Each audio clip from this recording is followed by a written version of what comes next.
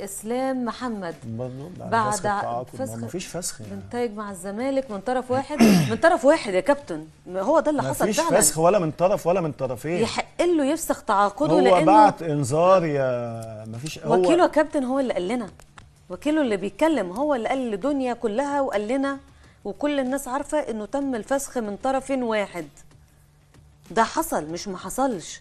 يبقى بعدى عليه وقدموا شكوى الفيفا، ما هم راحوا الفيفا كابتن وائل. انا بقول معلومه، هم راحوا بس انا بقول لك معلومه. لا انا بقول لك وكيله وانت بتقولي وكيله معلومه. لا وكيله وامبارح كان عندنا تصريحات هو ما خاصه لين التعاقد. مسعد يوسف قال لنا بعد ما هو صلاح مصدق، ما هو فسخ التعاقد من طرف واحد. ايوه طب انا بقول لك فسخ اهو، لكن انا بقول لك بنتاج لسه. طب يعني مش دي المشكله، الله اعلم. مش دي المشكله. في إيه طريقه المشكلة؟ للفسخ النهائي في طريقه للفسخ بيقول لك مش دي الازمه. تتمنى انت ما عارف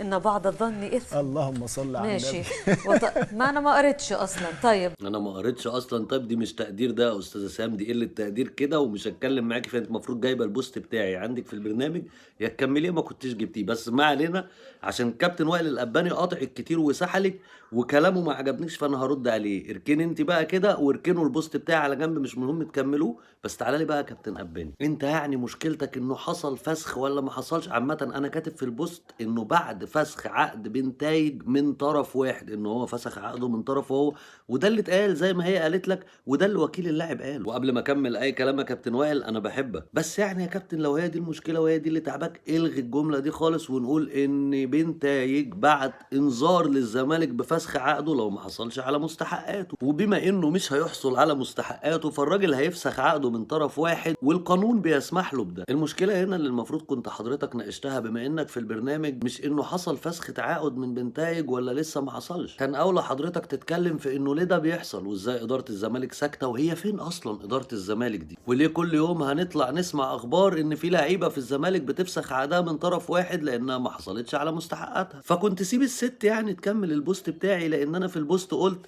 ان بعد فسخ عقد بنتايج مع الزمالك من طرف واحد، وان اللاعب بقى فري، فمن حق النادي الاهلي انه يشتريه. وكان عندهم في البرنامج هم اصلا عاملين سؤال، هل تتوقع ان بنتايج يزامل زيزو وامام وبن شرقي في الاهلي؟ فانا رديت بالبوست ده انه اتوقع، وان دي مساله وقت مش اكتر، وان بنتايج كده كده في الاهلي بمجرد ما يخرج من الزمالك. بس هل هنا انا بلوم الاهلي؟ بالطبع لا. هل هنا انا بلوم بنتايج؟ برضه لا. وعلى عكس كل مره كنت بطلع اهاجم الاهلي واهاجم اللعيب واقول ان اللعيب خايف، لكن معلش يعني انا كاهلي، لو انا دلوقتي اداره الاهلي وانا اصلا محتاج باك شمال، وعيني كانت على اللعيب ده من قبل ما الزمالك يفعل بند الشراء بتاعه، ودلوقتي اللعيب ده فسخ عقده من الزمالك وبقى حر،